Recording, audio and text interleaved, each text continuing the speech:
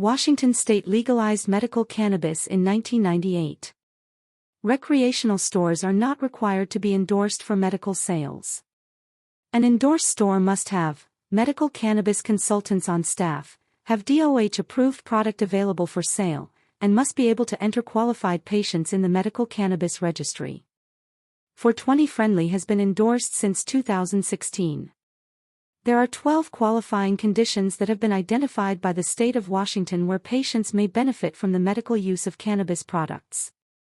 Post-traumatic stress injury, PTSI, is a newer, less formal term for the effects of trauma, emphasizing the biological nature of the condition and aiming to reduce stigma by framing it as a physical injury.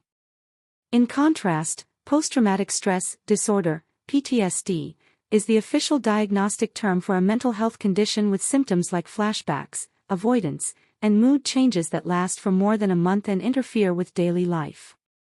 While symptoms can overlap, the key distinction is that PTSI is often used to describe the initial biological changes, while PTSD is the formal diagnosis for a prolonged mental and emotional response to trauma. PTSD is a qualifying condition for obtaining a medical cannabis authorization in Washington state. This allows patients to legally possess and purchase cannabis for medical use, including for managing symptoms related to PTSD and its treatment. The Washington DOH oversees a voluntary medical cannabis registry. Patients can get a medical cannabis card from a medically endorsed retail store after receiving a qualifying authorization from a healthcare provider. Registration offers benefits such as excise and sales tax exemption on medical-compliant products. A link to our video on how the database works and what you need to know about the benefits of having an authorization will be featured at the end of this video, or you can find it under the playlist Medical Cannabis. The program allows a qualifying patient to name a designated provider to purchase and/or grow cannabis on their behalf. Designated providers must also be registered and hold a recognition card. Cannabis may help treat PTSD by affecting endocannabinoid receptors in the brain, particularly the CB1 and CB2 receptors, to reduce hyperarousal, intrusive memories, and anxiety, while potentially improving sleep and mood. Cannabidiol, CBD, may calm activity in the amygdala and increase serotonin levels, while delta-9 tetrahydrocannabinol, THC, can reduce nightmares and fear memories. It is crucial for patients to have an open, non-judgmental conversation with their care team about cannabis use. This ensures they are aware of potential drug interactions and safety concerns. Because state and federal laws on cannabis differ, it is important to understand the regulations in your location. Terpenes with anti-anxiety, sedative, anti-inflammatory, and mood-regulating effects may be helpful for managing PTSD symptoms. The specific terpenes that may be most beneficial can depend on the individual's primary symptoms. Beta-caryophyllene. This peppery, spicy terpene is known for its anti-anxiety and anti-inflammatory properties. It uniquely acts as a cannabinoid, activating the body's CB2 receptors to regulate mood and reduce the stress response. Examples of strains high in beta-caryophyllene include Bubba Kush, Sour Diesel, Gelato, Chemdog, Death Star, and GG4. Linalool.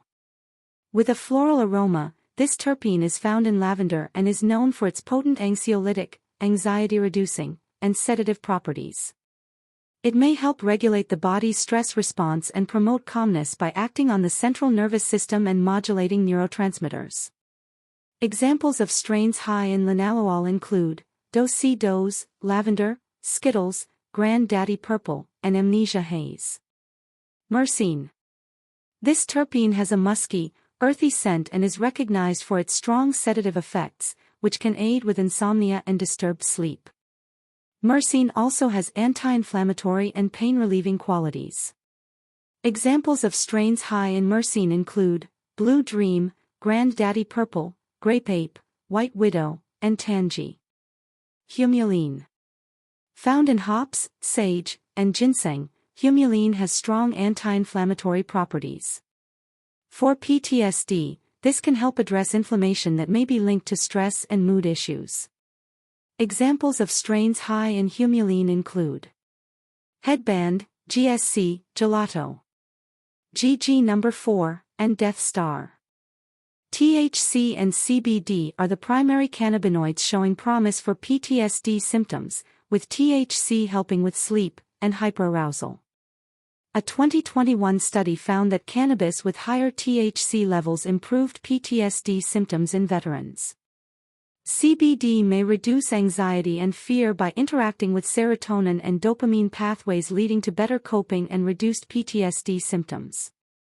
More research, including human trials, is needed to fully understand the endocannabinoid system, phytocannabinoids, terpenes and flavonoids, their effects, benefits, and optimal usage. How they all work together and in what combinations.